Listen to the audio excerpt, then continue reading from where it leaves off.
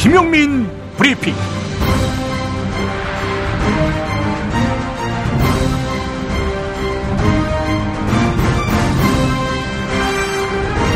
(2017년 4월 12일) 수요일입니다.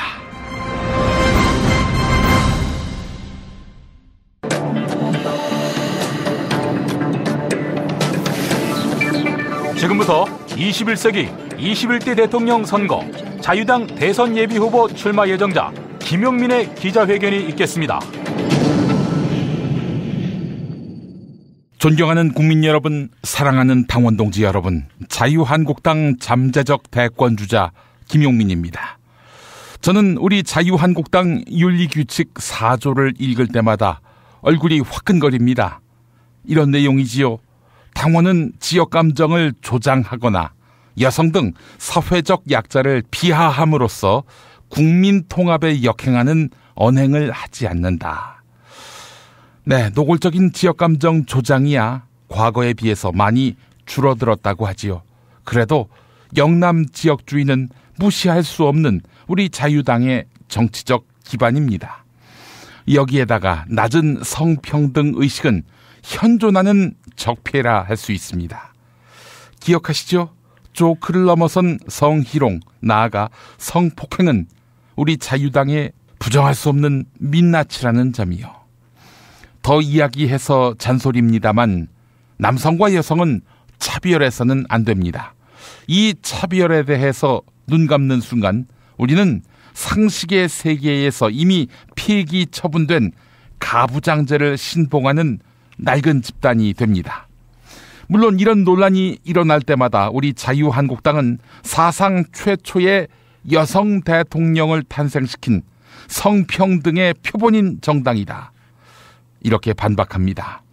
그러나 사상 최초의 여성 대통령 시대 대한민국 여성은 여러 지표에서 불행했습니다.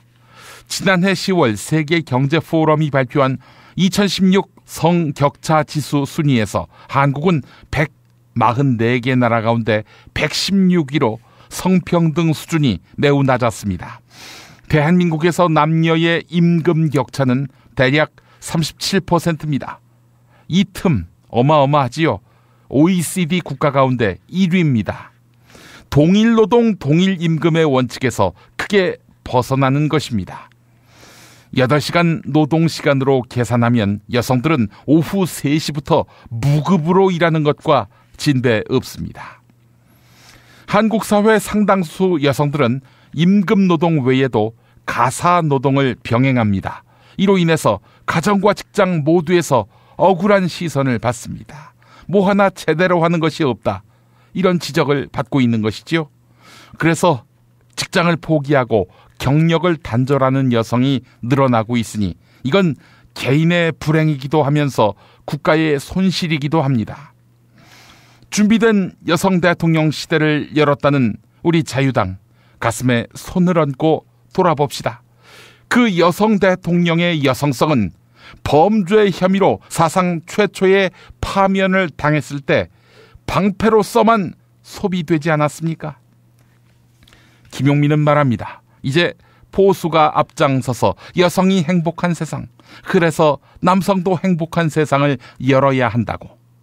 제가 대통령이 되면 남성이 대통령일 때 여성은 반드시 국무총리가 되도록, 반대로 여성이 대통령이면 총리는 남성이 맡도록 헌법을 바꿀 것입니다. 고용과 임금 등 전 분야에서 실질적인 성평등이 이루어지도록 하겠습니다. 보육 문제를 확실하게 국가 책임으로 바꿔서 여성이 소중한 경험과 이력을 잃어버리지 않도록 하겠습니다. 또한 여성가족부를 성평등부로 개편해서 여성만이 아니라 남성 또한 불평등에 희생되지 않도록 하겠습니다. 성폭력 등 약자에 대한 범죄는 엄두도 못 내게 할 가공할 처벌로 예방하겠습니다. 요컨대 남성과 여성은 대중 목욕탕, 화장실 등에서만 차별되도록 하겠습니다. 그 세상을 열 수 있는 진정성, 이건 공처가 김용민만이 해낼 수 있다고 자부합니다. 여러분, 김용민과 함께 성이 개성에 국한되는 그런 세상 함께 만들어가 보시지 않겠습니까? 김용민 예정자님, 그러면 우리는 이제 무엇을 해야 합니까? 광고 들어야지요.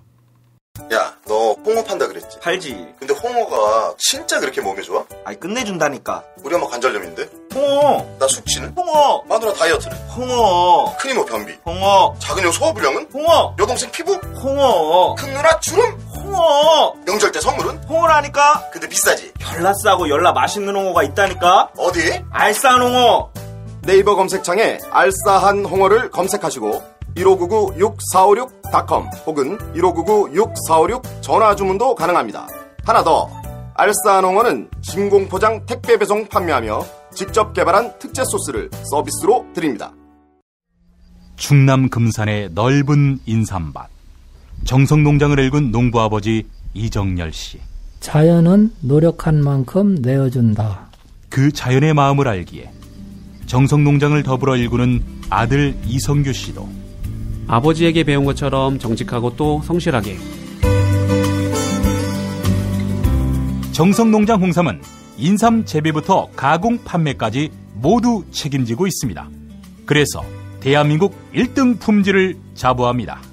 검색창에 정성농장 홍삼을 검색해주세요. 정성농장 홍삼. 전화문의는 010-9754-6972. 이놈의 뱃살 맞는 옷이 없네. 애들 보랴 일하랴 살 뺄 시간이 없어. 다시 날씬해지고 싶어. 다이어트 전문 쇼핑몰 비타샵에서 국내산 동결건조 생식과 통곡물의 3가지 단백질 그리고 비타민 미네랄을 더해 만든 다이어트 전용 그린 스무디를 추천합니다. 이걸 어떻게 하는 거죠? 하루 한두 끼 맛있고 든든한 비타샵 스무디로 바꿔 드시면 됩니다. 1522-6648 1522-6648 혹은 비타샵을 검색해주세요. 팟캐스트 청취자분들께는 그린 스무디 한 포를 보내드립니다. 여성 여러분, 골반이 삐딱하면 허리가 아파요. 아랫배가 나와요. 골반이 바로 서야 건강도 아름다움도 바로 섭니다. 바디로직을 입으세요. 토크밴드의 입체적인 탄력이 틀어진 골반을 바로잡습니다. 간편하고 확실한 골반 교정 타이즈 바디로직. 삐딱한 남성 골반에도 역시 바디로직. 바디로직의 효과를 못 느끼셨다면 100% 환불해드립니다. 자세한 환불 조건은 홈페이지를 참조하세요. 모두가 건강하고 행복한 세상을 위한 나눔의 가치. 의료비 걱정 없는 건강하고 아름다운 사회를 위해 바디로직은 아름다운 재단과 함께합니다. 고품격 찌라시 송명훈 한중경제연구소장이 함께합니다. 찌라시님 나오셨어요. 어서 오십시오. 네, 안녕하십니까. 예, 모처럼 경제정책 이야기 좀 해보겠습니다. 규제 프리존, 이게 지금 대선 전국에 새로운 쟁점이 되고 있다고요? 네, 아주 대단한 폭탄을 하나 던진 셈인데요. 예. 이 규제 프리존 정책은 박근혜 정부의 핵심 경제 정책이기도 하고요. 예. 대기업에 위한 특혜 법안이라는 의혹을 많이 갖고 있기도 하고. 예. 그리고 K와 미르 재단이 실제적으로 이 법안을 청탁받아서 현금을 땡긴 것이다라는 그 최순실 게이트하고 연관이 돼 있는 법안이기도 합니다. 쉽게 얘기해서 이제 규제를 풀어주자 이런 거죠? 그렇죠. 규제를 풀어주는 거는 이제 지역 활성화 뭐 이런 거를 위해서 규제를 풀어주는데 이걸 어떤 방식으로 풀어주냐면 각 지역마다 핵심 사업들을 2개씩 지정을 받아가지고 거기에 관련된 사업들에 대한 규제를 완벽하게 풀어주는 겁니다. 그러니까 세제 혜택부터 시작해서 금융 지원을 비롯한 모든 것들이 국가 예산에서 지원될 수 있는 그런 류의 사업인 거죠. 문제는 이 사업을 진행하는 게 규제 혁신을 통한 이 법안을 실제 진행하고 감독하는 기관으로 핵심 감독기관 내지는 핵심 전담기구를 두고 있는데 이 기구가 박근혜 정부에서 추진했던 창조경제혁신센터가 그 역할을 주도한다는 것이죠. 그러니까 사실상 이거는 민간을 위해서 규제를 풀어주는 규제 완화책으로 둔갑을 해 있지만 실제는 창조경제혁신센터를 통해서 필요로 한 기업, 그러니까 기업에 대한 투자라든지 특혜를 주면서 그 관리를 직접적으로 할 수 있는 일종의 국가가 관여하는 투자 형태의 사업 모델을 제시를 한 겁니다.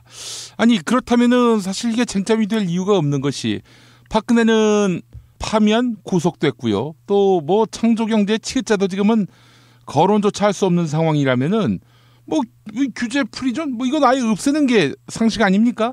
이미 그 규제 프리존 자체 안에 법안이 이렇게 차은택과 최순실의 어떤 국정농단을 위한 한 개의 어떤 그룹처럼 나타나 있고 그간에 그들이 해왔던 걸 봤을 때 이 의도가 굉장히 불손함에도 불구하고 대선 후보로 나서고 있는 안철수 후보가 이걸 받아들여야 된다라고 주장을 했다는 것이죠. 예? 아니 왜? 그러니까 이제 그 의도가 매우 수상적인 거예요. 왜냐하면 이건 두 가지 부분에서 분명히 안철수 후보로서는 큰 실책입니다. 첫째, 박근혜 정부의 실패했던 경제정책의 일환이었고 특히나 재벌들에게 이런 이제 투자 사업을 하게 된다고 하면 중소기업들보다는 재벌들이 훨씬 더 사업에 진출하기 유리한 부분들이 있고요. 특히 삼성의 뭐 의료 민영화라든지 뭐 LG의 빅데이터 사업이라든지 뭐 여러 가지 분야 안에서 각자 일종의 자기 목줄을 꽂아놓고 있는 상황인데도 불구하고 이런 위험성을 알면서도 이 정책을 승계하겠다고 하는 건 그동안 박근혜 이명박 정부가 해왔던 친재벌 정책을 그대로 승계하겠다는 일종의 메시지를 재계에 던진 거라고밖에 볼 수 없는 거거든요.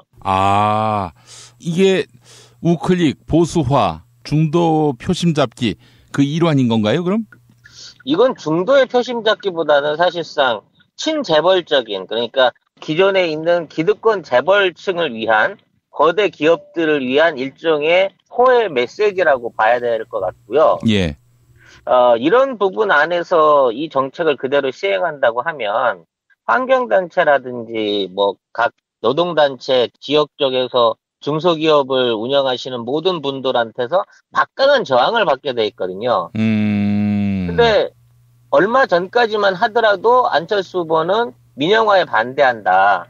또는 무작정한 규제 완화는 반대한다라는 식으로 얘기를 했었고 특히나 안철수가 경제적인 면에서 그동안 어느 정도 인정을 받았던 게 지난번 대선 준비 때부터 있었던 경제 생태계에 관한 자신의 지론이었거든요. 그러니까 안철수는 그동안 바닥부터 창업하고 시작하는 중소기업들이 생태계를 이뤄서 성장을 해야 모든 경제 순환 구조가 정상적으로 돌아간다라는 이론, 그게 생태계 경제론을 앞세워가지고 그동안 많은 젊은 청년층이나 어떤 중소기업자들한테서 호응을 받았던 바가 있는데 지금 이런 얘기는 그동안에 해왔던 모든 얘기들을 다 뒤집어버리는 자신의 경제정책 하나를 또 뒤집어버리는 결과라고 볼 수 있는 거거든요. 그래서 안보에 대해서 사드 배치에 대한 부분을 당론으로 받아들여서 사드 배치하겠다라고 주장한 부분부터 시작해서 하나씩 본인이 지금 해왔던 정책들을 우클릭 해가고 있는 일환 중에 너무 그 국민적 저항이 클 수 있는 재계에 굉장히 큰 폭탄이 될 수 있는 발언을 했다라고 평가를 해야 될 것 같습니다. 예.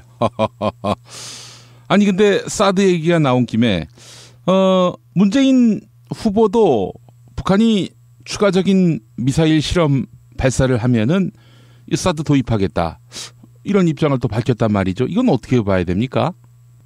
현재 사드 부분에 대한 거는 거의 도입이 확정됐다고 봐야 되는 거고요. 발사 포대를 비롯한 레이더까지 이미 대한민국 영토 안에 들어와 있는 게 확인이 됐기 때문에 이미 거의 불가역적인 상황이라는 점은 어쩔 수 없을 것 같습니다. 근데 그거는 제가 봤을 때 그다지 이렇게 설득력이 없는 얘기예요. 아니 우리 국민들이 반대하면 있던 포대도 나가야 되는 거 아닙니까? 아니 다 같이 뜻을 모아도 모자랄 형국에 이렇게 뭐 미국이 힘을 쓰고 억지를 부리면은 뭐 받아들여야 한다. 저는 여기 동의할 수가 없을 것 같은데요. 물론 그렇습니다. 근데 이 불가역적인 상황을 역전시키기 위해서는 우리가 미국 측에 제시할 수 있는 외교적인 카드라든지 그와 맞먹을 수 있는, 대항할 수 있는 카드가 있어야 하는데 우리 측에서 그게 없다는 점이 매우 치명적인 것이죠. 즉 미국과 거래를 할 수 있는 카드가 없다는 게 지금 가장 큰 문제입니다. 이러한 카드를 확보하기 위해서는 우리가 대북 관계에 있어서 뭐 남북 대화를 통한 해결 방안을 제시를 한다든지 뭐 경제적인 부분이라든지 뭐 여러 가지 교육을 통해 가지고 우리가 북한을 어느 정도 통제할 수 있다라는 증거를 보여줘야 되는 건데 지금 있는 상황에서는 그러한 외교적인 카드가 없는 것이거든요. 그래서 저는 이번에 문재인 후보의 발언에 대해서는 이거를 사드 배치를 용인하겠다는 게 아니라 조건부의 사드 배치에 대한 정책의 변화를 암시를 한 것이고 이거는 북한에게 새로운 태도의 변화를 요구할 수 있는 또 그러한 협상을 이끌어낼 수 있는 의지를 보여준 표명이 아니냐라고 분석을 하고 싶은 거죠. 예. 그래서 무조건 그 사드 배치에 동의하겠다고 하는 의견으로 받아들여서는 안 된다고 보는 게 제 의견입니다. 뭐 안철수 후보 역시 지금 입장은 나라 사이의 그 합의를 쉽게 엎을 수는 없다. 이거 아닙니까? 뭐 그런 의미에서 보자면 그건 역시 사드 용인이다. 이렇게 보기는 좀 무리 아닐까요? 지금 안철수 후보의 워딩의 더 큰 문제는 이게 국가 간의 협의라고 지정을 하고 있는 부분입니다. 사실 사드는 우리가 나서서 배치를 하겠다고 청와대가 먼저 앞장을 섰고 국방부가 그 후에 그것들을 따라가고 있는 형국이긴 하지만 국가 대 국가의 협정이 이루어졌다든지 거기에 관련된 협의서가 있다든지 하는 내용이 아닌 거거든요. 그렇기 때문에 이거를 협의나 협정으로 받아들이는 것 자체는 안철수 후보가 우리가 모르는 미국과의 협정서를 봤거나 아니면 미국과의 협정으로 이것을 인식하고 있다는 인식의 차이에서 비롯된 발언이 아닐까 싶고요. 지금 사드 배치의 부분은 사드 자체가 대한민국에 현재 들어와 있고 그 배치가 진행 중이라는 선에서 이거를 완결시키고 이거를 정식적으로 무기화시키거나 완전한 포대화시키는 과정까지는 예. 어떻게든 시간을 끌어가면서 협상의 여지를 만들어내는 외교적 수완이 필요하다고 봅니다. 예. 하여간 모든 사드 문제와 관련한 논의 앞에는 남한 정부가 주도적으로 나서서 뭐 북한을 대화의 장으로 끌어낸다든지 미국, 중국을 찾아가면서 이렇게 균형 외교를 펼친다든지 해야 하는데 그런 것이 완전히 진공 상태인 상황에서 이건 뭐 강대국에게 휘둘리기만 하니 이 정말 박근혜 이건 진짜 인간 쓰레기라고 해도 과언이 아닙니다. 지금 사드 자체가 만들어낸 지금 동아시아의 긴장 상황은요. 사실 어떤 국지전의 가능성을 너무 높게 지금 끌어올리고 있는 거고요. 아무 일도 안 하니까 우리가 아무 일도 안 하니까 당사자인데. 특히 미국과 중국이 회담을 거치고 난 직후에 미국의 항모가 지금 항반도로 진출하고 있고 네. 또 중국의 기갑부대들이 압록강 국경선에 집중적으로 지금 배치가 되고 있다는 외신들이 있어요. 예. 그러니까 이게 군사적 긴장 상태를 더욱 한 단계 높이는 결과를 만들어낸 거거든요. 그런데도 불구하고 우리는 그 회담의 내용조차도 알 수 없는 완전히 우리 땅에서 전쟁이 일어날 위험성이 생기는데 군사적인 어떤 그 충돌이나 위협 상황이 고조가 되고 있는데 우리는 어떻게 돌아가는 영문인지도 모르고 심지어 이런 내용들이 뉴스에도 안 나온다는 거죠. 글쎄 말입니다. 예. 아이고 이게 바로 청일전쟁 상황을 떠올리게 만듭니다. 예. 아이고 알겠습니다. 자 다음 이야기 한번 해볼 텐데 예전에 기억하시죠? 이희호 여사를 안철수 후보가 찾아갔을 때 그때 하지도 않은 말씀을 했다고 이렇게 주장했던 안철수 후보 쪽 인사 그 사람이 그때는 축출됐다가 다시 기용된 모양이죠? 이게 이제 그 당시 녹취를 했던 수석보좌관이 있었는데 예. 이 사람 이름이 이제 김도식이죠. 네. 그래도 이 사람이 개인적으로 안철수나 당직자하고는 사전에 교감 없이 개인적으로 이 내용을 녹취를 했었다라고 녹취본을 가지고 있었던 게 이제 문제가 된 거죠. 예. 문제는 이제 안철수 후보가 정권 교체를 하라는 말을 이호 여사한테 들었다는 거고 또 안 의원이 주축이 돼서 정권 교체를 하라라는 말을 했다고 얘기를 하는데 실제 이호 여사는 그런 말을 한 적이 없다. 라고 얘기를 하니까 예. 나는 녹취록이 있다라는 식으로 얘기를 꺼내가지고 이거를 이제 굉장히 공분을 샀던 거죠. 그러니까 이희호 여사가 안철수를 중심으로 정권 교체하라 이런 말을 한 적이 없다라고 이희호 여사가 말씀하셨는데 이에 대해서 안철수 후보 쪽 인사가 녹취 파일인데 왜 여사님 거짓말하세요? 이런 식으로 했다는 얘기 아닙니까 한마디로. 결국 그 녹취 파일이 공개되진 않았습니다만 만약 그런 내용이 있었으면 공개가 됐겠죠. 근데 녹취를 했다는 사실만으로도 문제가 됐고 그래서 그 담당자가 퇴출이 됐었는데 예. 1년 만에 돌아와서 다시 캠프에서 일을 하고 있는 게 확인이 된 거죠. 이거 어떻게 봐야 됩니까? 글쎄요. 이런 거는 한 번이면 어떤 도덕적인 부분의 거를 논하기보다는 뭐 실수가 있었다 말 그대로 개인적인 일탈이었다. 예. 우리나라 사람들은 개인적인 일탈 참 잘하지 않습니까? 예. 그렇게 주장할 수 있는 거겠는데 사실 이번에 그 렌트카 띄기 그러니까 차 띄기를 통해 가지고 문제가 되고 있는 지금의 이제 인력 동원에 대한 부분도 본인 비서실장 출신의 의원 광주 서구갑 의원 김기식 의원의 주도하에 전주에 있는 렌트카 회사에서 차를 빌려가지고 예. 사람을 동원을 했고 그 렌트카 회사가 또 전주에서 문제가 되고 있는 조폭 오거리파의 사업장이었고 또 그런 식의 인력 동원과 연계 관계가 모두 있는데도 불구하고 그걸 직접 했던 사람이 지역구의 어떤 조직국장이라든지 뭐 이런 중요한 유책을 맡고 있던 사람인데도 불구하고 지금 안 후보 측 캠프에서는 전혀 이런 모든 사실이 모르는 일이다. 또는 개인이 한 일이기 때문에 당하고는 관계없다고 부정을 하고 있는 거거든요. 예. 이게 한 번 하면 실수지만 두 번 하면 이건 더 이상 실수라고 보기가 힘든 거고요. 그 이후에도 뭐 부인의 뭐 그 위안부 할머니 장례식장에서의 그 선거운동 논란이라든지 이런 부분이 계속 어떤 인재죠, 인재가 일어나고 있는데도 불구하고 이런 부분들을 아예 그 무시하고 얘기를 안 해버리는 식의 반응을 보이고 있다는 거죠. 이건 정말 소통에 대한 의지와 여지가 전혀 없는 태도인 거고 예. 이런 태도를 계속 반복하게 된다고 하면 안 후보 자체에 어떤 인격적인 결함에 대한 부분을 한번 짚어봐야 된다는 얘기가 될 수 있다는 얘기죠. 예. 저는 가장 실망했었던 게 지금 그 대표 수락연설, 그러니까 후보 수락연설을 하는 과정에 핵심 키워드들이 오바마 대통령의 어떤 2004년 전당대회 때 연설을 표절을 했다라는 의혹이 나왔는데 예. 여기에 대한 질문에 대해서 이거 제가 너무 크게 웃으면 안 되겠죠? 라고 무시하고 가버린 거예요. 언론에 대한 태도를. 예. 그러니까 한 번도 공식적으로 언론이라든지 주변에서 이제 부각되고 있는 문제에 대해서 공식적인 해명이 전혀 없다는 지금의 태도가 언제까지 계속 이어질 거냐.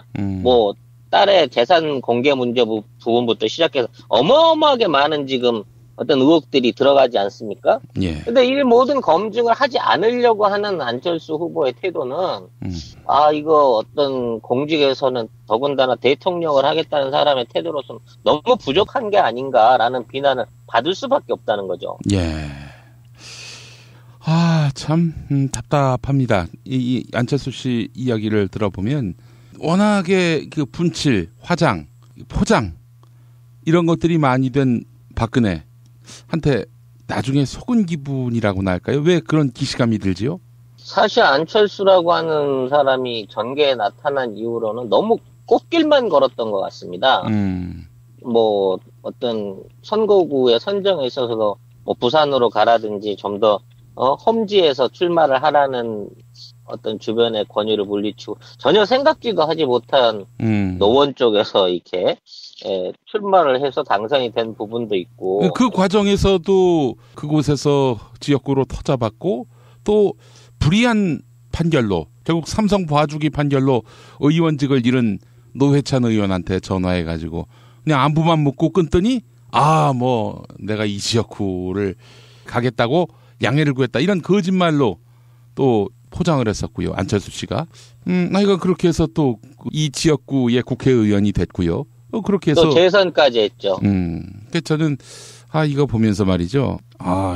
말씀하신 대로 꽃길만 걸었다. 이제부터 안철수 후보는 대선이라는 큰 선거를 앞두고 본격적인 검증 작업에 들어갈 겁니다. 이건 지금의 언론이 정말 기묘하게도 안철수의 그 의혹에 대해서는 이걸 전부 다 덮어주고 있는 형상을 끌고 가고 있는데요. 예. 본격적인 선거전이 시작되게 되면 이 모든 것들에 대한 의혹이 제기가 될 것이고 그 의혹에 대응하지 못하면 못할수록 안 후보 자체의 자질에 대한 평가를 낮게 받게 되는 계기가 될 수 있거든요. 예. 더군다나 지금 안철수 후보를 노리고 있는 또 강력한 저격수가 있지 않습니까? 예. 네, 같은 경남 경북권을 두고 어떤 보수의 표를 지키고 뺏어야 하는 경쟁자 관계인 홍준표 후보가 안철수 후보의 지금 의혹에 대한 엄청난 말들을 쏟아낼 걸로 예상이 되거든요. 예. 과연 그랬을 때 지금의 태도만으로 안철수 후보가 예. 지금 있는 의혹을 불식시키고 국민들한테 신뢰를 받을 수 있는 어떤 후보로서의 위치를 잡을 수 있을까? 이런 방식으로는 곤란하다는 거죠. 예. 제가 생각해도 말이죠. 김대중 노무현 대통령의 길을 보면 가시밭길 아니었습니까? 뭐 수감되고 또 테러 당하고 그리고 대안의 엽에서 그 신체가 던져질 뻔도 했었고요. 온갖 풍상과 고통 속에 인동초가 된 김대중과 질게 뻔한 그런 곳에 나가서 판판이 지면서도 지역주의와 맞서 싸웠던 노무현의 역정. 아니 여기에 비하자면은 이런 안철수에게서 우리가 어떤 그런 진정성과 감동을 얻을 수 있겠어요? 어떤 성공한 의사 또는 학자 그리고 기업인 사회의 기부를 이뤄낸 어떤 기부천사 이 모든 이미지들이 이번 대선을 통해서 전부 다 검증받게 될 것이고 그동안의 행적들과 그 사람이 쌓아온 업적들이 사실 얼마나 불합리한 것이었고 또는 특혜에 의한 것이었나라는 부분에 대한 지속적인 질문을 받게 될 겁니다. 근데 안철수가 지금 당장의 기간이 30일도 안 남았기 때문에 그 부분은 침묵을 하거나 또는 아니라는 부정만으로 넘어갈 수 있을지 모르지만 앞으로의 정치 일정을 쭉 생각하고 이번 대선뿐만 아닌 차기 또는 그 다음번의 정치 행보를 생각하고 한다면 지금 있는 입장에서 안철수는 이 모든 짐을 지금 털어놓고 가야 되는 게 맞는 거거든요. 그렇다고 치면 이런 식의 어떤 의혹 제기라든지 주변 인사들에 대한 의혹에 대해서 좀 더 적극적이고 제대로 된 해명이 필요하다고 생각이 되고 또 그런 부분을 못 해내게 된다고 하면 주변에 있는 사람들의 어떤 필화로 또는 구화로 인해서 안철수 본인의 대선 가도에도 굉장히 막강한 저해 요인이 될 수 있을 거라는 거를 경고를 하고 싶습니다. 예, 알겠습니다. 규제 프리존, 이 박근혜 정책을 끌어안으시겠다. 이게 표가 될 수 있을 거라고 판단하는 것 자체가 얼마나 국민을 우습게 여기는지를 알게 하는 부분이 아닌가 싶은데요. 본인 스스로 이 실수를 빨리 바로 잡고 민주당 이유 없이 이 법안을 통과를 안 시키고 있다. 마치 경제 활성화를 위해서 민주당이 잘못하고 있다는 프레임만으로 이 얘기를 꺼냈다고 하면 그 후에 파급 효과를 생각해서 이건 빨리 철회돼야 될 발언이라고 조언을 하고 싶네요. 예, 알겠습니다. 자, 오늘도 말씀 잘 들었습니다. 송명훈 소장님. 네, 감사합니다.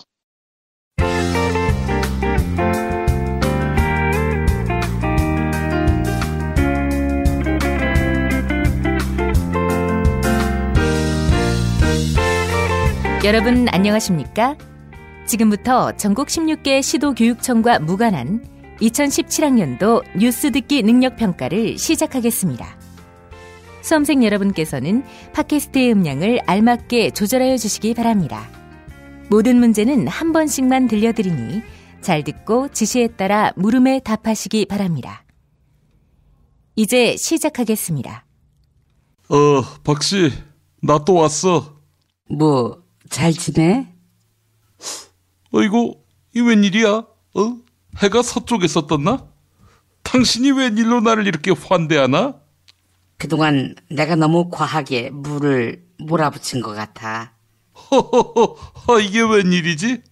박씨, 교도소 음식이 뭐 잘못됐나?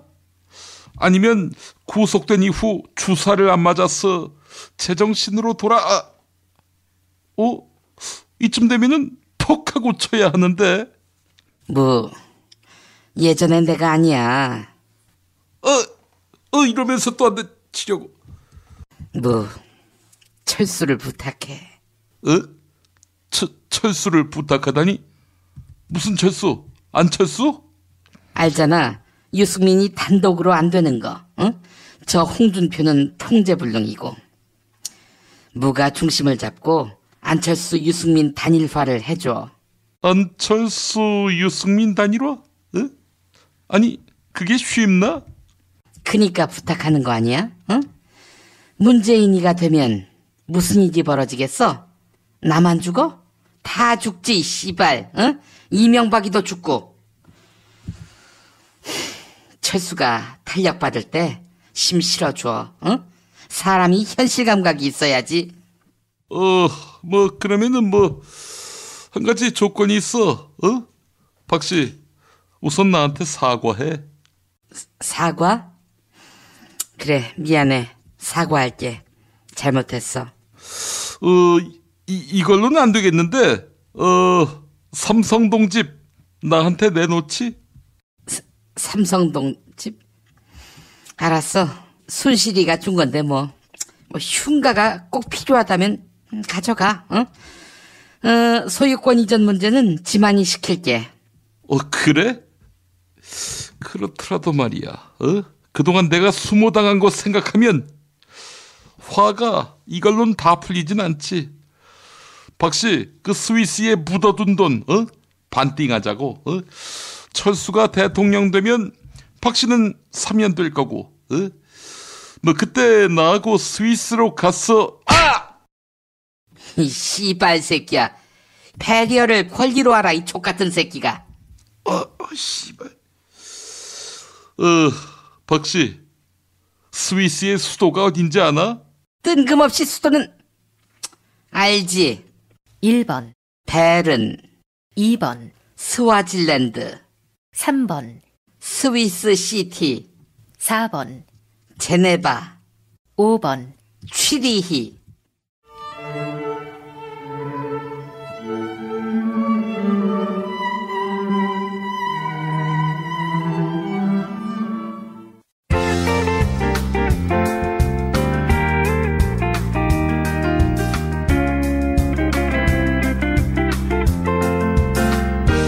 수고하셨습니다. 이상으로 전국 16개 시도교육청과 무관한 2017학년도 뉴스 듣기 능력평가를 모두 마치겠습니다. 수험생 여러분은 이메일 주소와 정답, 사연을 적어 팟빵 게시판에 올려주시기 바랍니다. 당첨자는 2부 마지막 순서에서 발표하겠습니다. 뉴스 듣기 능력평가를 마칩니다. 정권교체를 함께 염원하는 판촉물 쇼핑몰 네피알. 기념품, 답례품, 기왕이면 네피알로 인터넷 검색창에 입력하시거나 032-519-4800으로 전화하세요. 카카오톡 아이디는 네피알. 현대인의 몸에 있는 독, 어떻게 치유할까요? 아로니아라는 열매에 강력한 효과가 있습니다. 검색창에서 장봉근 아로니아를 찾으시고 1522-1194로 하시면 됩니다. 하루 2차례 대한민국과 지구촌의 오늘을 정직하게 비춰드립니다. 권력이 진실을 압도하는 세상. 김용민 브리핑은 작은 희망의 불씨가 되겠습니다.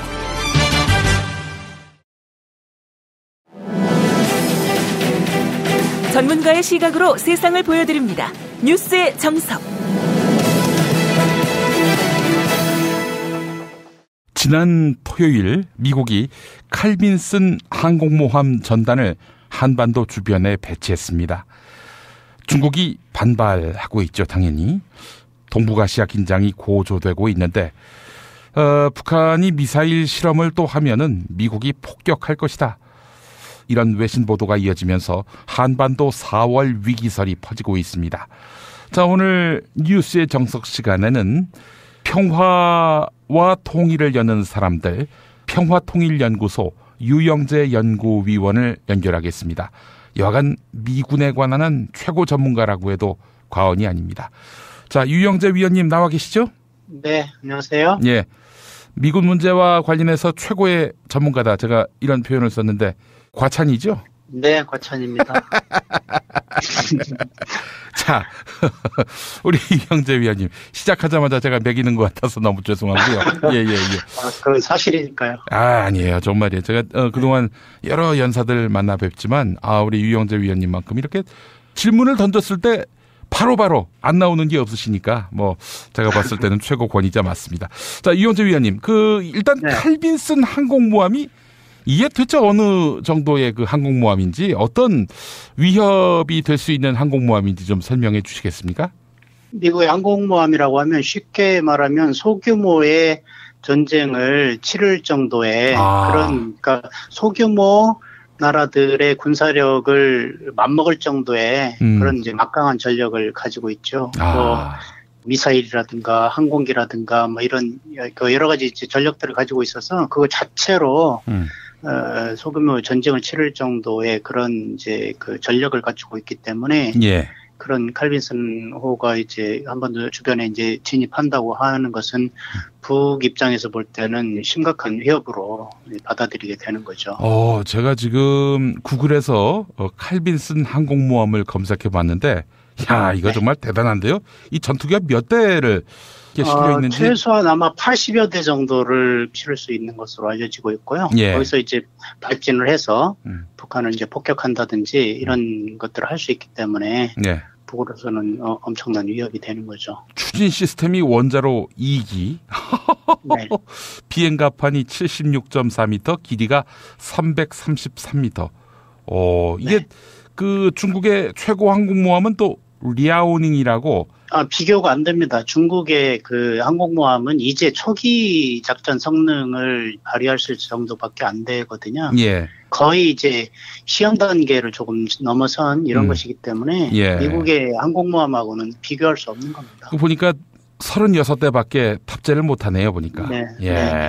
하여간 그렇군요. 자, 도널드 트럼프 미국 대통령이 북한에 대한 모든 옵션을 준비한다 이렇게 밝혔는데 이거 북한 타격까지 포함한 옵션이겠죠?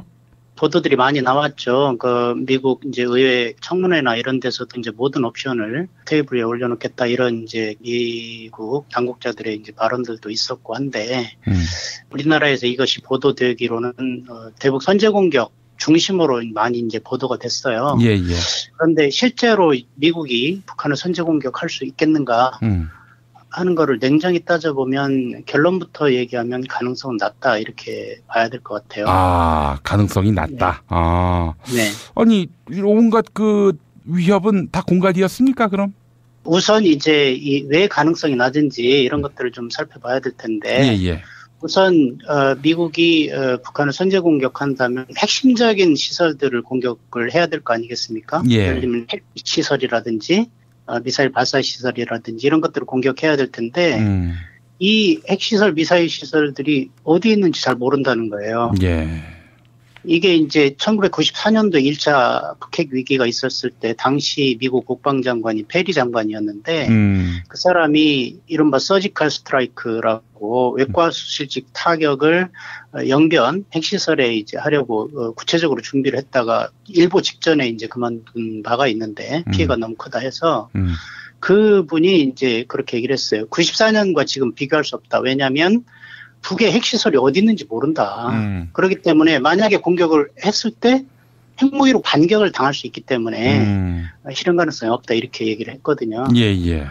그런 것처럼 이제 그 성공 가능성이 낮고 또 반격에 이제 우려가 크기 때문에 또 이게 전면전으로 비화될 수도 있기 때문에 미국이 섣불리 공격을 이제 벌이기 어렵다라고 이제 할 수 있고요. 북한이 반격을 한다면 어떤 식으로 반격한다는 겁니까?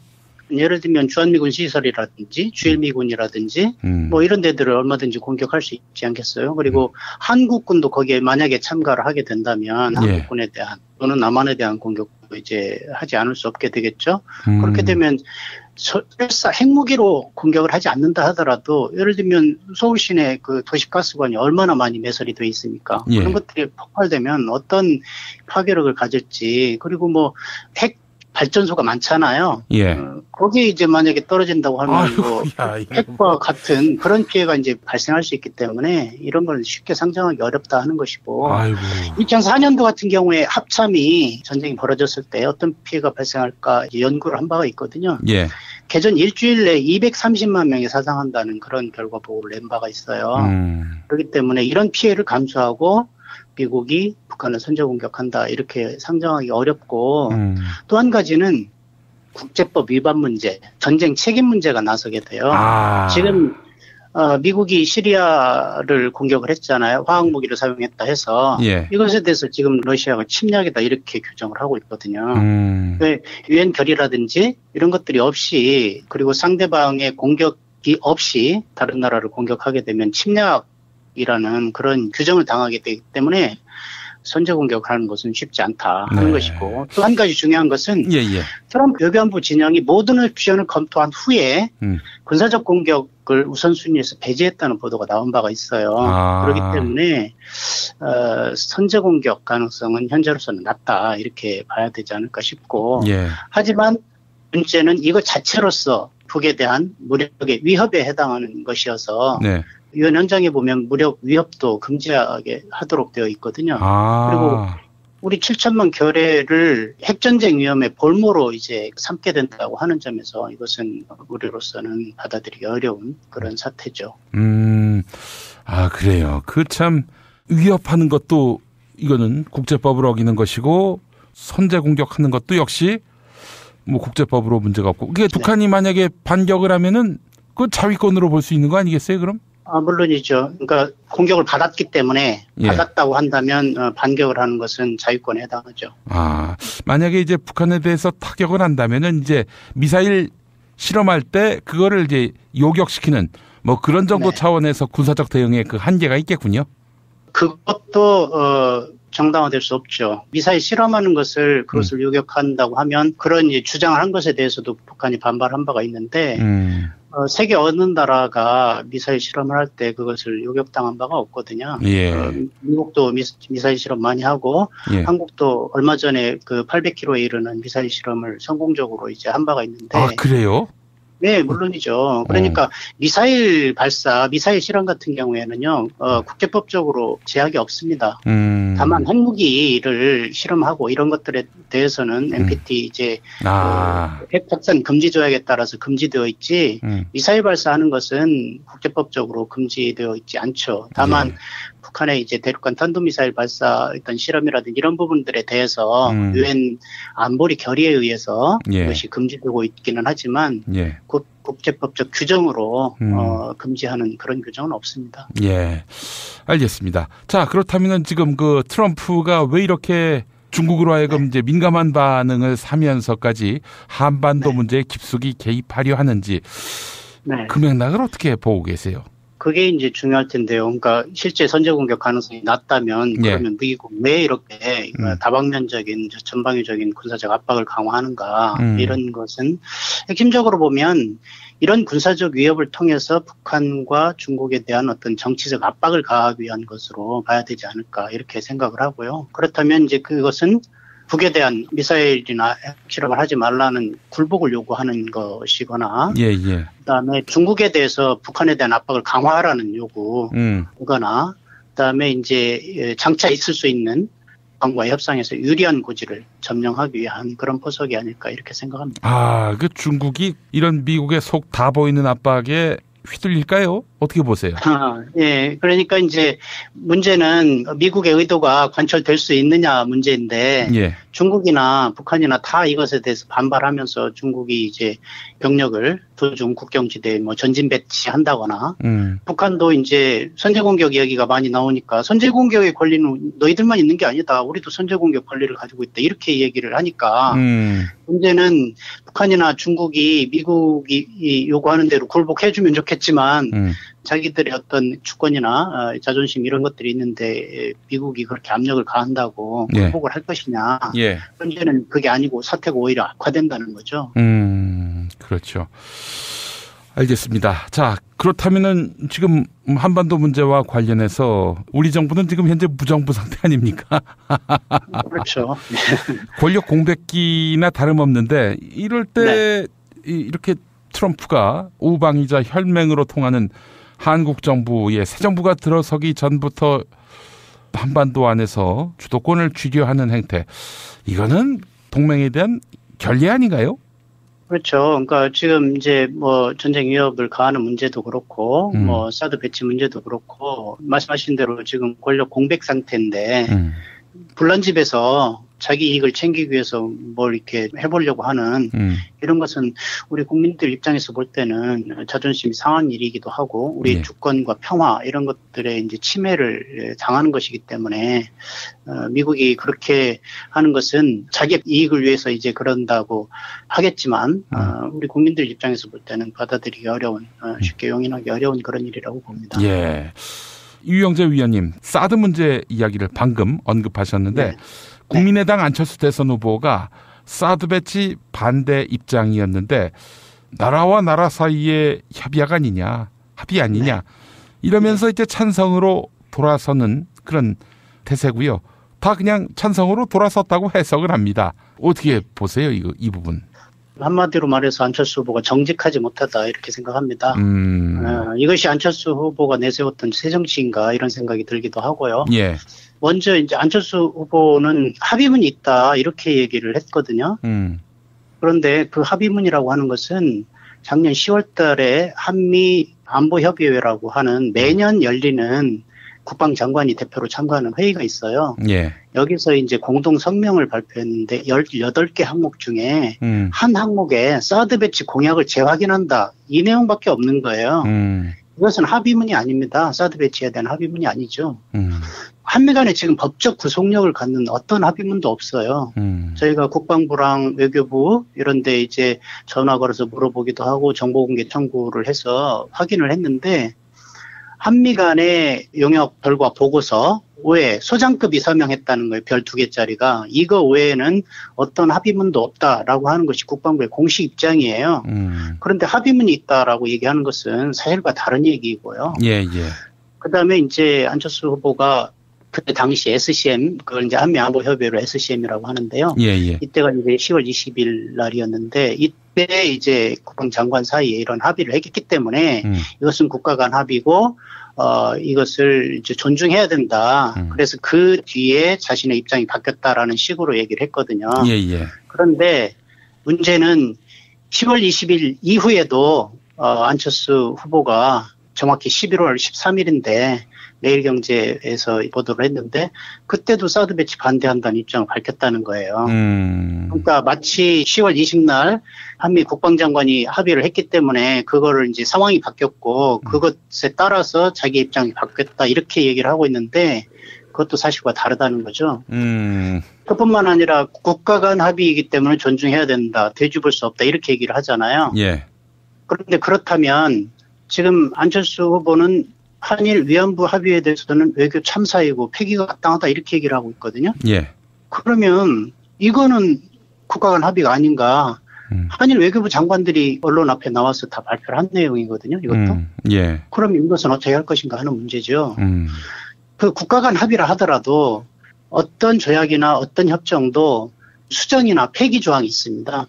그리고 실제로 우리나라와 미국 사이에 여러 협정이 맺어지기도 하고 또 합의가 이루어지기도 했지만 이걸 개정한 적도 있고 재협상한 적도 있어요. 미군기지 이전 협정도 개정 협정을 맺었고요. 예. 한미 FTA도 재협상한 적이 있지 않습니까? 예. 그러니까 국익에 따라서 얼마든지 바꿀 수 있는 거죠. 그런데 이 사드 문제는 주권을 제약하기도 하고 또 평화나 안보를 위협하고 또 경제에도 심각한 타격을 입히는 문제라고 하는 점에서 이 국가적인 중차대한 사안이란 말이에요. 예. 그렇기 때문에 이 부분은 당연히 조약 체결해서 국회 동의를 받아야 되는데 도대체 합의문조차 없는 이런 합의를 가지고 이걸 존중해야 된다라고 얘기하는 것은 정말 어불성설이죠. 아니 개인 간에 집계약도 다 계약서 쓰고 영수증 쓰고 다 그렇게 하지 않습니까?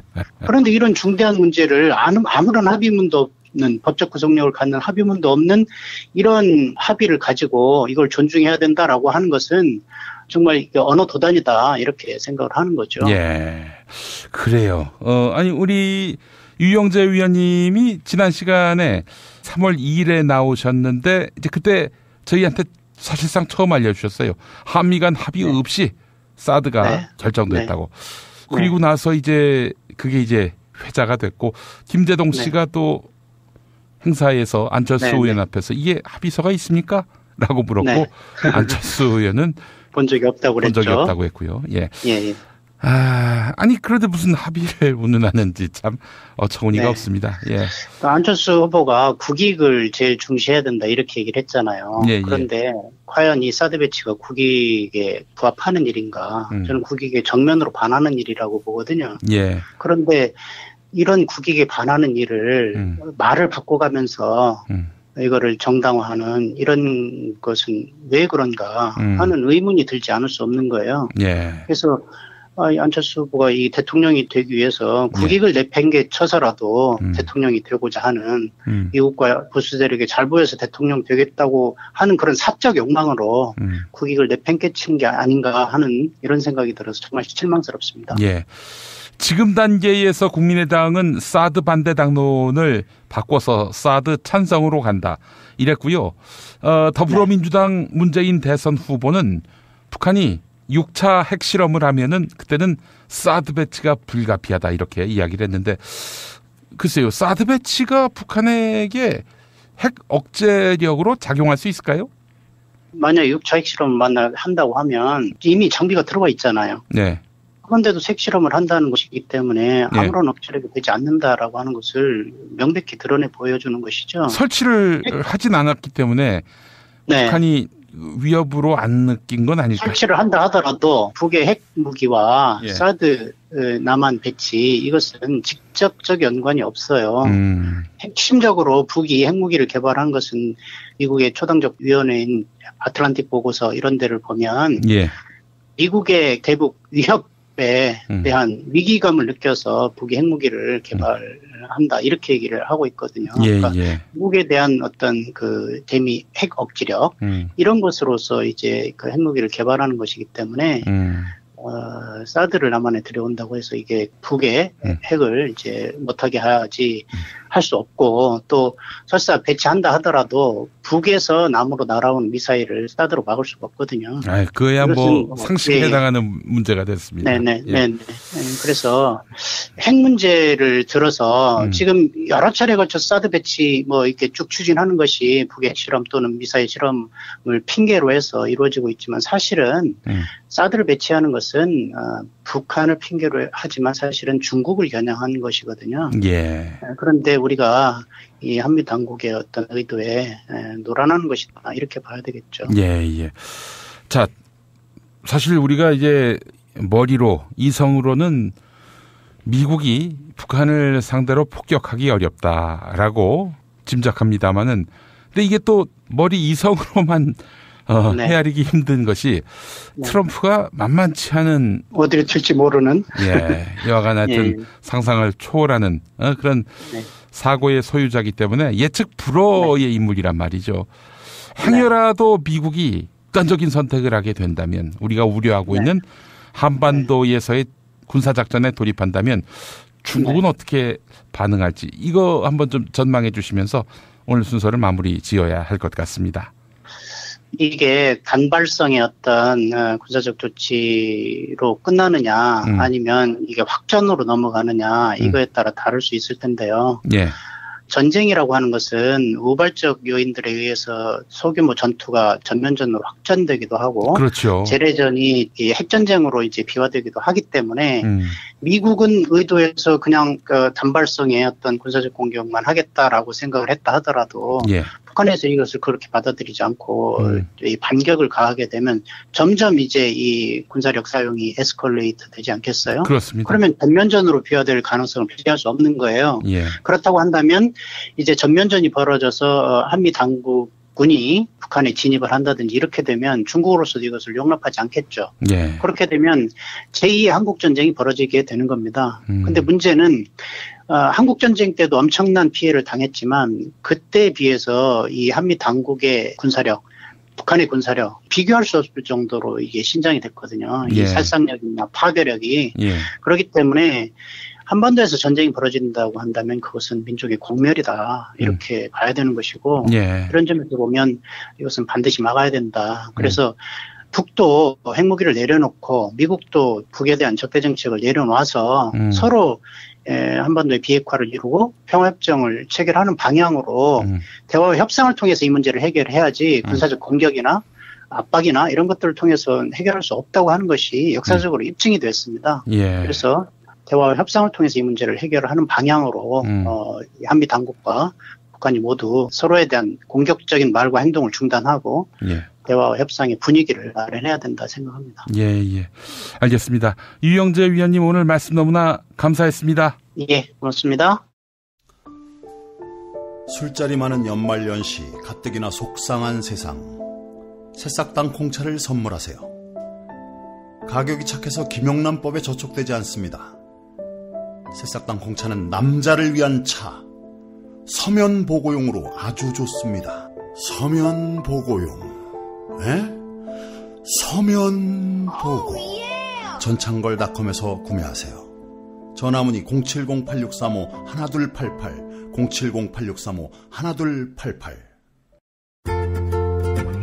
배고픈데 춘천 닭갈비 먹으러 갈까? 춘천 닭갈비 맛을 하네? 그러면 킹 닭갈비지. 킹 닭갈비? 그럼 남녀노소 누구나 춘천 사람마저 그 맛에 반했다는 킹 닭갈비. 요리하기 번거롭지 않아? 봉지 뜯고 그냥 볶아 먹으면 돼. 야채를 더 넣으면 맛이 끝내주고. 오늘 우리 집에서 닭갈비 먹고 갈래? 아이 몰라. 하트 뿅뿅.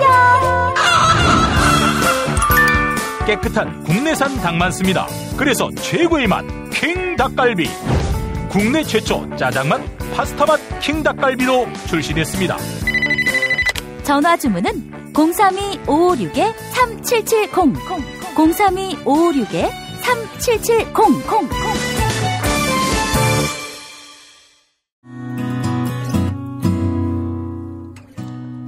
안녕하세요.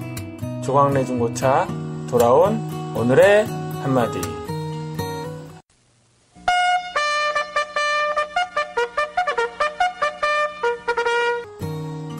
군대의 기상나팔 소리입니다. 군대 시절이 생각나는데요. 어우 끔찍해. 조광래 중고차의 대표번호는 1800-9538. 고맙습니다.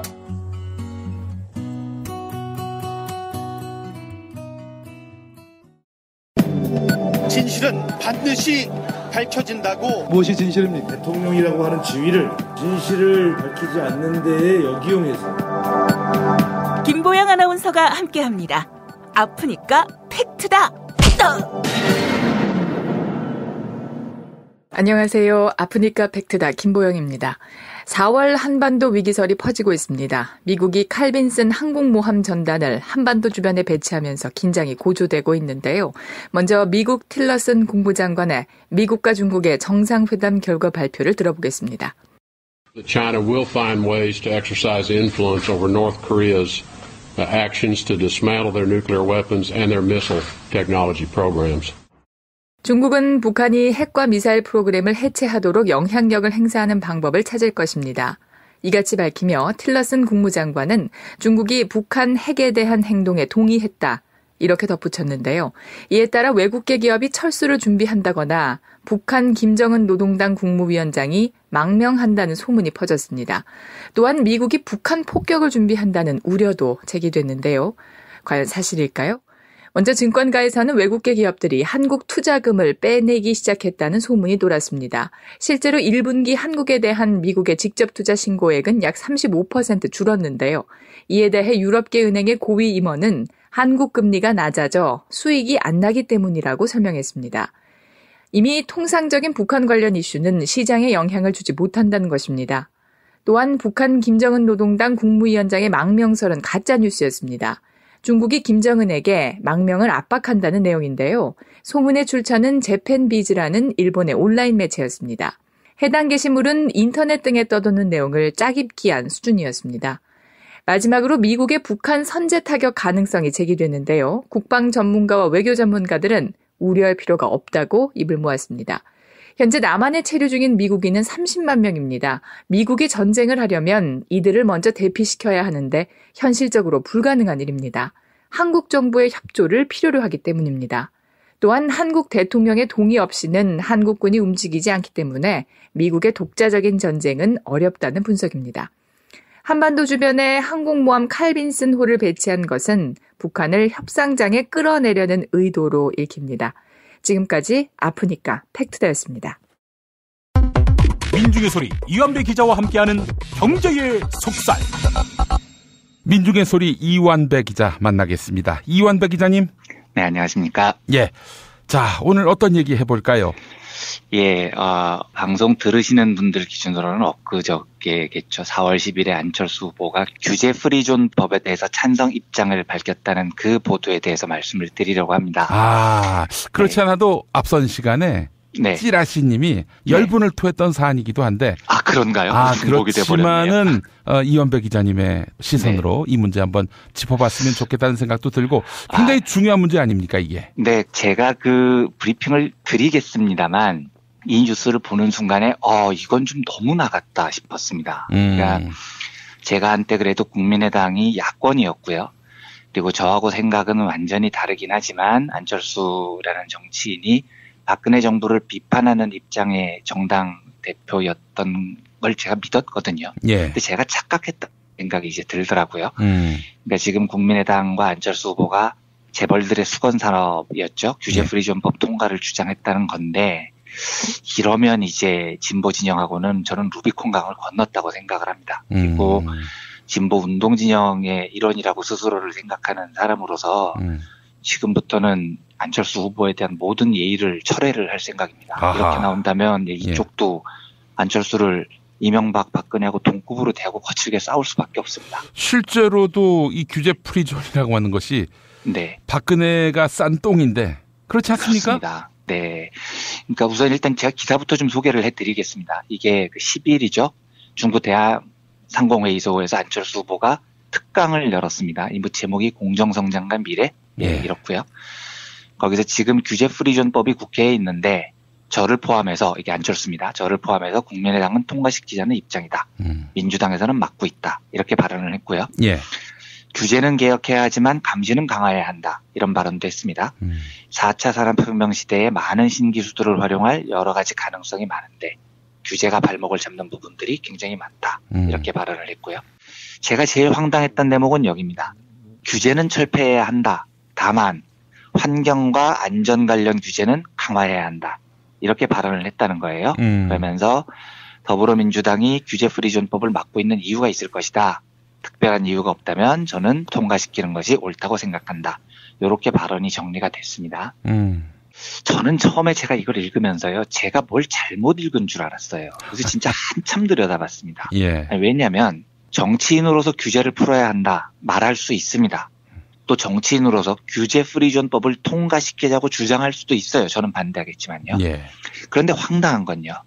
같은 장소, 같은 강연회에서 같은 사람이 안철수 후보가 뭐라고 이야기를 했냐면 규제 프리존법을 통과시키자. 그런데 환경과 안전을 위한 규제는 더 강화하자. 이렇게 주장을 했다는 겁니다. 그러니까 이게 처음에 웃기려고 한 말이었나 아니면 내가 뭘 좀 잘못 읽었나 진짜 한참을 들여다봤습니다. 왜냐하면 규제 프리존 법이라는 법 자체가요. 말 그대로 규제가 프리한 법입니다. 프리가 없다는 뜻이거든요. 그러니까 규제가 없는 지역을 만들겠다는 법인 거예요. 그런데 이 규제가 프리한 규제의 무풍지대를 만들어 놓는 법을 통과시키자고 해놓고 환경과 안전을 위한 규제는 강화를 하겠다는 겁니다. 무슨 수로 강화하겠다는 겁니까? 규제 프리 지역을 만들어 놓고요. 그러다 보니까 황당한 뉴스 제목들이 나옵니다. 이게 뉴스앤뷰스 보도 제목이 이렇던데요. 거의 코미디입니다. 기사 제목이요. 안철수, 규제는 철폐하고 환경 안전 규제는 강화해야. 지금 벌써 말이 앞뒤가 안 맞잖아요. 말이 안 되는 제목이 뽑혀 나오는 겁니다. 예. 규제 프리존 법이라는 게 바로 그 환경과 안전을 위한 규제를 없애자는 법이에요. 그런데 그 법을 통과시켜놓고 어떻게 환경하고 안전 규제를 강화하겠다는 겁니다. 일단 이 규제 프리존법이라는 걸 뭔가를 살펴보기에 앞서서요. 김용민 PD님도 말씀해 주셨지만 이 법의 배경이 이렇습니다. 이 법은 노동관계 악법과 함께 박근혜 정부가 목숨을 걸었던 법이에요. 그리고 재벌들이 박근혜 전 대통령한테 부디 노동개혁법하고 요 법은 꼭 임기 내에 통과시켜 주세요라고 간청을 거듭했던 법안입니다. 예. 그래서 지금 상당한 혐의는 재벌들이 돈 내고 이 법을 통과시킨다는 걸 딜했다는 지금 혐의가 있는 거죠. 원래 재벌들이라는 존재가 그래요. 돈 되는 일이면 환경, 안전 다 휴지통에 처박아 버립니다. 그 재벌들의 수건 법안이 이 법이었다는 이야기인데요. 그러면 재벌들이 왜 이 법에 목숨을 거느냐면요. 규제 프리존 법이라는 게 이렇습니다. 지역 경제 발전을 도모한다. 요런 명목만 있으면은요.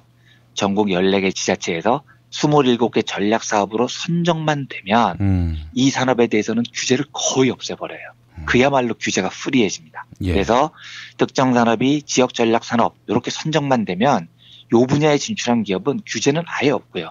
각종 세금 혜택에 돈도 되게 싼 이자로 빌려준다는 겁니다. 근데 제일 큰 문제가 뭐냐면은요. 안철수 후보가 규제 프리존은 통과시키지만 환경과 안전 규제는 강화하겠다는 말도 안 되는 소리를 했잖아요. 예. 그런데 규제 프리존의 혜택자로 선정이 되면요. 환경, 안전 이 규제도 다 피해 나갈 수가 있다는 겁니다. 예. 원래 환경이나 안전을 위한 규제는 여러 다양한 법률에 의해서 규제가 됩니다. 예. 환경법이나 그린벨트법이나 식품안전법 이런 것들에 의해서요. 그런데 이번에 국회에 제출된 규제 프리존 특별법이 어떻게 되어 있냐면 예. 제가 그대로 읽어보겠습니다. 이 법은 규제 프리존에 적용되는 규제 특례를 적용하는 경우 다른 법령보다 우선하여 적용한다. 이렇게 적혀 있습니다. 그러니까 이 법에만 걸리면 혜택에만 걸리면 다른 각종 규제 법안은 적용이 불가능해져 버립니다. 규제 프리존 법이라는 게 법률이 정한 모든 규제를 뛰어넘는 절대법, 상위법 역할을 해버려요. 그러면 어떻게 되느냐. 규제 프리존 법이 통과되면은요. 그동안 다양한 법으로 규제가 되어 왔습니다. 절대농지, 그린벨트, 자연환경지구, 계획관리지역, 녹지, 보존산지 이런 데에서는 공장이 못 들어서게 돼 있습니다. 여러 법에 의해서요. 예. 그런데 이 규제가 거의 없어집니다. 이게 무슨 뜻일까요? 당연히 환경이 훼손된다는 뜻이에요. 그렇죠. 예. 그린벨트에 공장 박아놓고 환경이 훼손 안 된다는 게 말이 됩니까? 마치 그 물을 가둬놓고 수질이 나아질 것이다라는 이야기 같은 거죠. 네, 예. 그러니까요. 녹지에 공장을 박아놓고 어떻게 환경이 보존이 되는데요. 그런데 안철수는 규제 프리존법을 통과시키고 환경 규제를 강화하겠대요. 무슨 수로 할 건데요? 무슨 수로요? 네. 그러니까 이건 동그란 네모 같은 형용 모순이라고요. 애초에 말 자체가 성립을 안 하는 겁니다. 또요. 어떤 기업이 이제 새 사업에 진출했을 때요. 신제품이 나오죠. 그러면 이 제품이 안전하냐 안 안전하냐 이 안전성을 보통 누가 검증하냐면요. 당연히 여러 법률에 의해서 국가가 검증을 합니다. 그런데 규제 프리존법이 통과되면 기업 실증 특례라는 되게 황당한 제도가 있습니다. 이거 복잡해서 제가 자세히는 설명 안 드리겠지만 자세히 아실 필요도 없는데 간단히 말씀드리면 이래요. 신제품을 기업이 만들었는데 그 안정성을 누가 입증하느냐? 기업이 스스로 입증하게 한다는 겁니다. 근데 이러면은요. 이게 무슨 뜻이겠습니까? 당연히 국민 안전이 위협받는다는 뜻입니다. 예. 가습기 살균제 사건 우리 봤잖아요. 그 당시에 기업들이 실험을 안 한 게 아니잖아요. 실험을 했는데 자기들한테 불리하게 나온 결과는 싹 감췄잖아요. 그것 때문에 몇 명이 죽었습니까? 그런데 제품의 안전성을 기업들에게 맡긴다는 거예요. 그리고는 안전에 대한 규제는 강화하겠다는 게 안철수의 얘기입니다. 무슨 수로 하겠다는 건데요? 무슨 수로요? 한 가지만 더 예를 들겠습니다.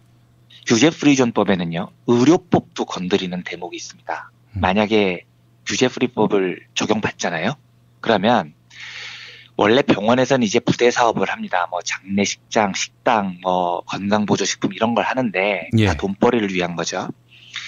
그런데 이런 돈벌이 사업을 할 때는 당연히 의료법의 규정을 받게 돼 있습니다. 규제를요. 왜냐하면 이게 보험이 적용이 안 되는 분야니까요. 이걸로 병원들이 막 무분별하게 돈벌이를 하면 환자들에게 막심한 피해가 가죠. 보통 환자들은 의사가 그거 하세요 하면 겁나서 다 하니까요. 그래서 병원이 환자들 상대로 과도한 돈벌이를 하지 말라 이렇게 규제가 돼 있습니다. 그런데 규제 프리존법에 따르면 지역 전략 산업 여기에만 선정이 되면은요 의료법에도 규정을 안 받게 돼 있습니다. 그러니까 시도가 허락만 하면 조례만 고치면은요 병원들이 5만 부대 사업을 다 할 수 있게 만들어놨어요. 이러면 어떻게 되느냐? 병원에서 건강식품도 팔고요, 보조식품도 팔고요, 의료보험에 적용 안 되는 5만 건강사업도 하고요. 다 규제 프리존법에 의해서 할 수 있습니다.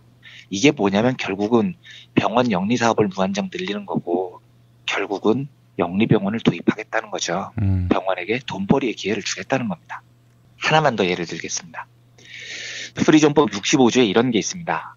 규제 프리존 내 지역 전략 산업과 관련하여 공중위생관리법 제8조에 따라 미용업을 개설한 자 및 제2조 사망에 따라 미용업을 개설한 법인은 같은 법 제4조 사항에도 불구하고 보건복지부 장관이 정하는 바에 따라 의료기기법 제2조에 따른 의료기기 중 인체에 미치는 영향이 적은 의료기기를 사용할 수 있다. 길어서 좀 복잡하죠. 쉽게 이야기를 하면 미용업자들이요. 규제 프리존의 적용을 받으면 의료기기를 사용할 수 있게 해준다는 겁니다. 아니 근데 미용업자가 의료기기를 왜 사용을 합니까? 의사라가 왜 우리나라에서는 면허제도인데요.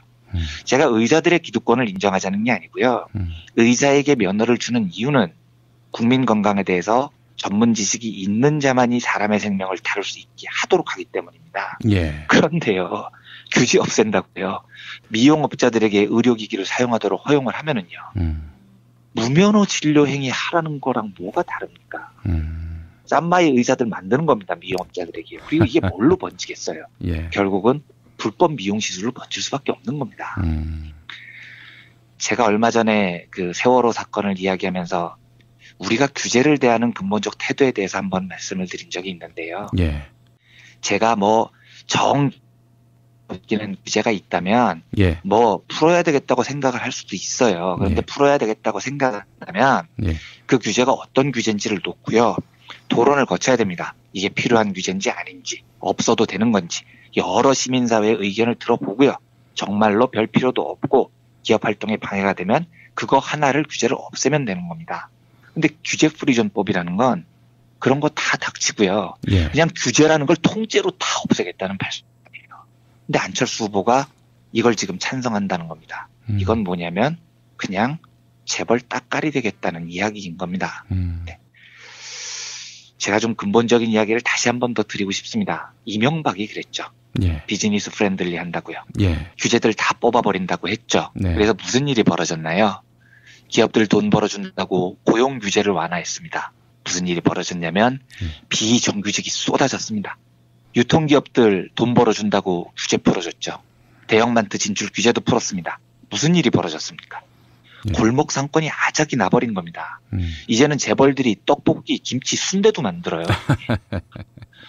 선진금융 받아들이면서 금융규제 완화했습니다. 뭔 일이 벌어졌습니까? 네. 저축은행 사태로 수천 명, 수만 명의 피해자들이 벌어진 겁니다. 정말로 더 처참한 이야기는 이거예요. 네. 이명박이 2008년에 해양운송사업 활성화 이거 한다고 선방 연령 규제를 완화해버렸어요. 무슨 일이 벌어졌습니까? 일본에서는 운항이 금지된 노후선박 세월호가 수입이 돼서 재활용이 돼서 운항을 한 겁니다. 그리고 침몰을 해요. 그런데 안철수는 하필이면 세월호가 1089일 만에 무트로 올라온 그 다음 날이에요. 하필이면 그날을 골라서 규제 프리존법을 통과를 하겠다고 난리를 친 겁니다. 이게요. 세상을 떠난 아이들과 유족들에 대한 기본적인 예절이 없는 겁니다. 예. 서로 이 법을 찬성을 한다 하더라도요. 안철수가 비즈니스 플랜들이 하겠다고 규제 프리존을 도입하겠다는데 결국은 같은 비즈니스맨 출신 이명박하고 똑같은 길을 걷겠다는 거죠. 저는 안철수가 재벌들 뒷배를 봐주면서까지 보수표를 흡수하고 싶은 모양이라고 보입니다. 그렇게까지 해서 대통령이 되고 싶은지는 모르겠습니다만 대한민국의 이명박 같은 대통령은 한 명으로 족합니다. 규제 프리존법 통과를 주장하는 안철수를 보면서 저는 정말 확신했어요. 저 사람은요. 더 이상 야권의 일원이 아닙니다. 스스로 재벌 따까리의 길을 선택을 한 거예요.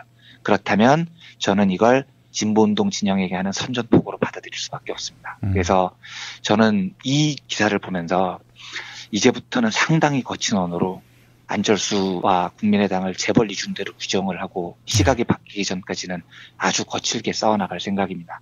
안철수 후보가 이 시각을 버리지 않는다면 진보 진영하고는 루비콘강을 건넜다는 사실을 분명히 해두고 싶어서 오늘 이 뉴스를 말씀드렸습니다. 예.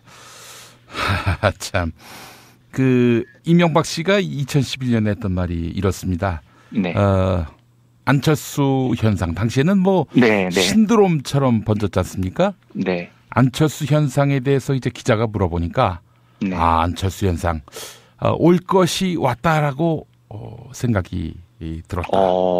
예. 정치권이 안철수 현상에 대해서 깊은 반성을 해야 한다. 그 당시에는 이 인간이 이제 유체 이탈이 거의 말기 수준에 이르렀다라고 생각을 했는데 따지고 보니까 그게 아니에요. 자기하고 딱 맞는 사람이 그러니까요. 인기를 얻으니까 이건 흐뭇했던 모양이죠. 네, 흐뭇했던 거고 보람됐던 것이고 그거였던 거죠. 미치고 환장하겠네요. 정말. MB하고 똑 닮은 안철수. 그렇습니다. 지금 이 규제 프리존법에 대한 시각을 보면 저는 MB하고 다른 점을 전혀 찾지를 못하겠어요. 알겠습니다. 참 안철수 후보가 맹성했으면 좋겠다라는 말씀도 드리고 싶지만 기본적으로 성찰을 하고 이 규제 프리존을 밀어붙이겠다 이런 말한 것 같지는 또 않습니다. 네. 자, 하여간 옥석을 구분하는 능력 우리 유권자들에게 요구되는 바입니다. 지난 대선 때 시민들은 당연히 옥석을 고르는 노력을 하셔야 되고요. 저희 같은 기자들은 이제 거칠게 싸워야죠. 저런 엉터리 시각이 유포되는 것에 대해서요. 아니 한마디로 얘기해서 그냥 포장 분칠된 모습 그대로 대통령으로 뽑았다가 우리가 무슨 봉변을 당했습니까? 그러니까요. 9년 동안요. 단 한 번도 고행의 길을 겪어본 적이 없고 매서운 민심을 느껴보지도 못한 사람이 그냥 이런저런 바람 타고 대통령 청와대로 간다. 아이고 그건 노땡큐입니다 정말. 네, 이제 그만입니다. 이제 그만. 알겠습니다. 이완배 기자님 오늘 말씀 잘 들었습니다. 네, 감사합니다. 여러분 안녕하세요. 민중의 소리 아나운서 정혜림입니다. 이 어묵한 여왕님 치아에서 다들 잘 견디고 계시죠? 오늘도 종편의 주옥 같은 헛소리에 혼이 정상인 듯 정상 아닌 비정상 같은 여왕님의 우주 타령에 고구마 100개쯤 한꺼번에 삼킨 듯 답답한 마음에 죄 없는 가슴팍만 두들겨대고 계세요. 이젠 시원한 사이다 같은 민중의 소리와 함께하세요. 잘 키운 진보 언론 열종편 안 부럽습니다. 한 달 10,000원 소액 CMS 후원으로 민중의 소리에 큰 힘이 되어주세요. 1661-0451 1661-0451 전화 기다릴게요.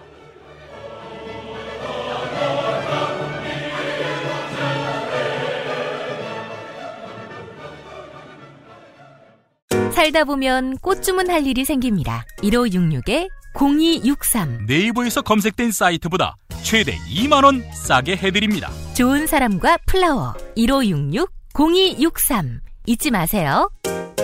한우 사고를 집어넣고 24시간 팔팔 끓인 곰탕 연지연 곰탕. 어린이부터 노인까지 누구나 좋아하는 건강식 연지연 곰탕. 택배로 신청하시려면 010-7252-1114 김용민 브리핑과 함께하는 브리핑 대리운전 1522-9687 수익금 일부는 김용민 브리핑 드라마 악인 열전 제작비로 쓰입니다. 1522-9687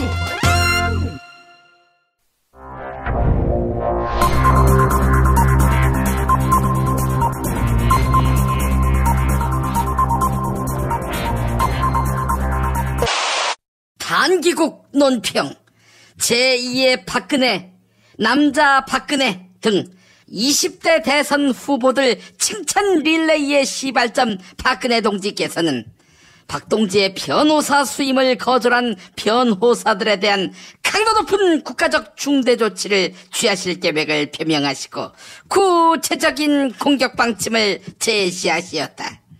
경애하는 박근혜 동지의 단호한 결심은 돈에 환장한 변호사들에 대한 격한 분노의 표시다. 돈에 눈먼 변호사놈들은 박근혜 동지가 1,000만 원을 제시하며 선임을 부탁했지만 단칼에 거절하였다. 전화 위기를 맞은 박근혜 동지는 심지어 2,000만 원을 제시했건만 역시 거절하였다. 그래서 결국 서석구나 김평우 같은 경제관념이 부족한 논팽이들이 박근혜 동지의 변호를 맡아서 이 모양 이 꼴이 된 것 아니겠는가.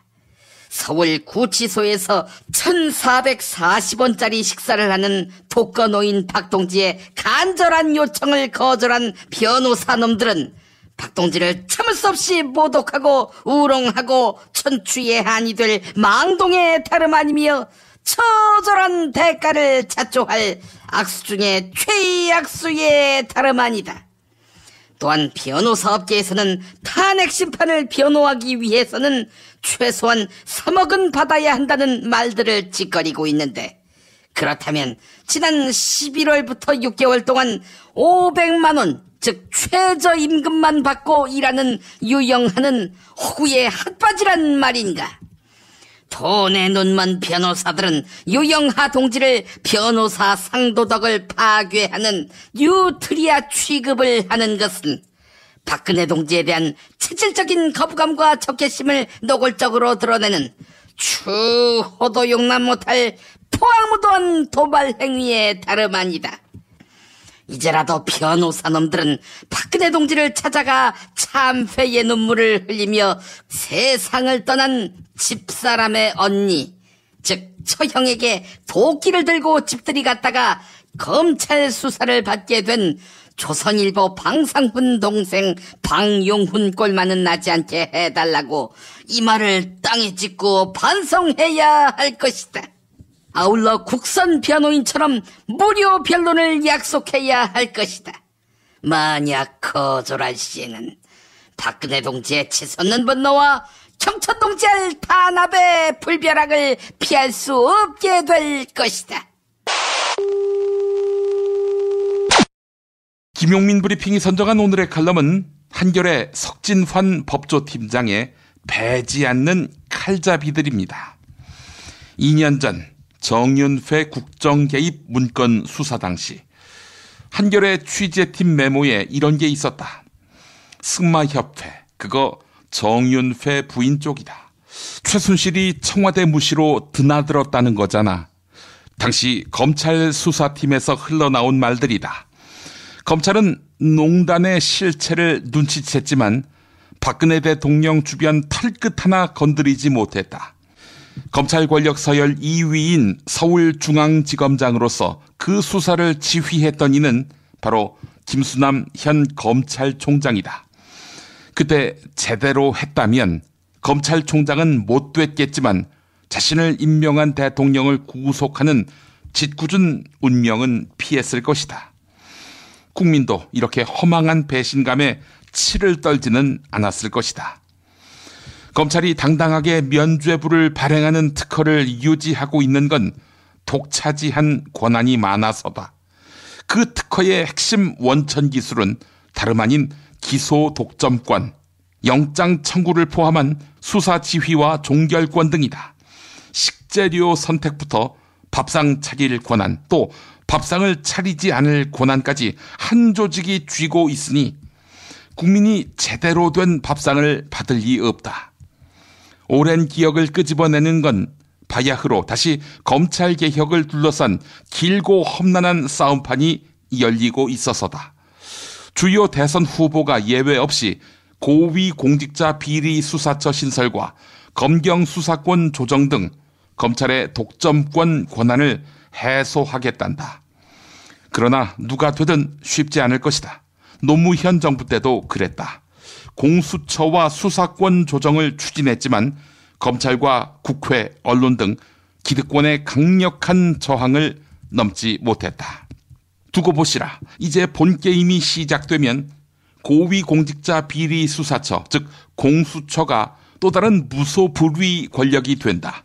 수사 능력이 없고 부패한 경찰 때문에 인권 침해만 늘어난다 등 온갖 논리가 검찰을 감싸고 돌 것이다. 그렇지만 이것만은 잊지 마시라. 우리 아니면 안 된다는 엘리트 검찰의 오만과 그들을 이용했던 권력이 국민 밥상을 이 모양 이 꼴로 만들어 놓았다는 것을. 네, 김용민 브리핑 1부 마칩니다.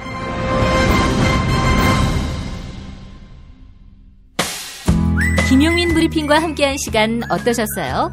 다음 시간에도 보다 바르고 알차며 즐거운 정보로 여러분을 찾아가겠습니다. 팟캐스트 포털 팟빵에서 다운로드하기, 구독하기, 별점 주기, 댓글 달기로 응원해주세요. 잊지 마세요. 다운로드하기, 구독하기, 별점 주기, 댓글 달기.